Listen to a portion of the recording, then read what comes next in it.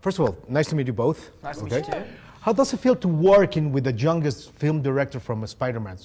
He's 35. He's the youngest. Pretty cool, because we were in the same boat, you know? Like, this was my first huge franchise movie. Not that I've done anymore. Yeah. It's my first movie. Yeah, and it was his first like huge franchise movie. So we were able to sort of console on each other when we were stressed or maybe like weren't feeling great and stuff. So we really became a team, and it was a lot of fun. But I also feel like John being young made it all more relatable, you know? Like it felt authentic to how we would speak and how, you know, kids really are and how the world looks. It feels like he has really, I don't know, how does it feel at that age, 35, the set in the filming?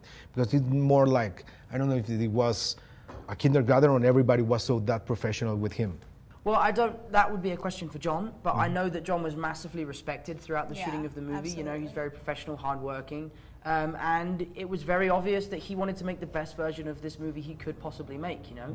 And the thing I love about, I feel like the film industry is age isn't a thing, age is just a number, you know? And he really, really crushed it. So you are an old soul in a young body. Yeah, people say that to me. People say I'm like a 30-year-old stuck in a 20-year-old's body, which is not true. I'm like a child. You have. Who's told you that? You have a lot of experience.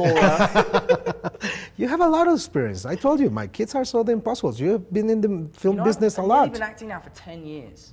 10 years. Crazy. Cool. And you are 20. I know. I mean, it's pretty crazy. Yes. I'm not doubting your achievements, Tom. I wasn't saying you were. I just don't know if you're... What do you want to do, for example, what do you want to do in the next 10 years? For example, you are already a superhero, for example, and then what is going to be? What are you looking for in the scripts? What is next? I want to direct. Why? You want the control? No, I just really enjoy the idea of being involved in a movie earlier than I am as an actor. You know, as an actor, you come on the movie set. For a director, they get to really manipulate what the movie is, and I really like to be involved in that process. There's a few roles that I'm searching for, directors I wish I could work with, actors I'd love to meet and collaborate with. So there's a whole... I've been so lucky that Spider-Man has opened so many doors for me to venture in different directions in this industry, and believe me, I'm going to explore all of them. Why director and not producer?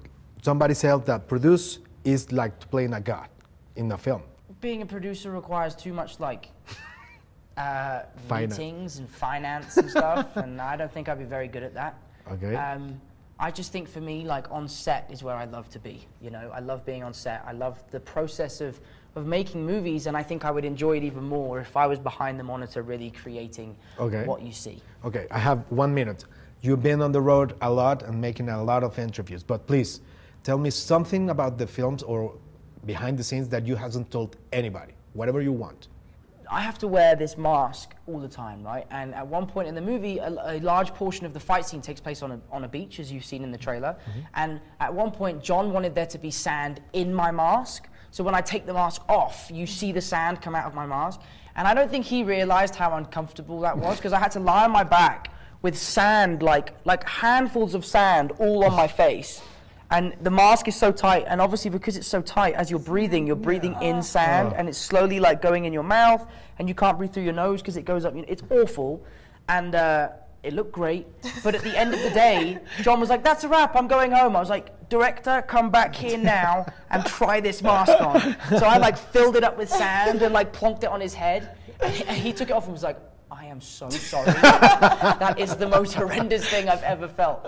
So yeah, there's a story.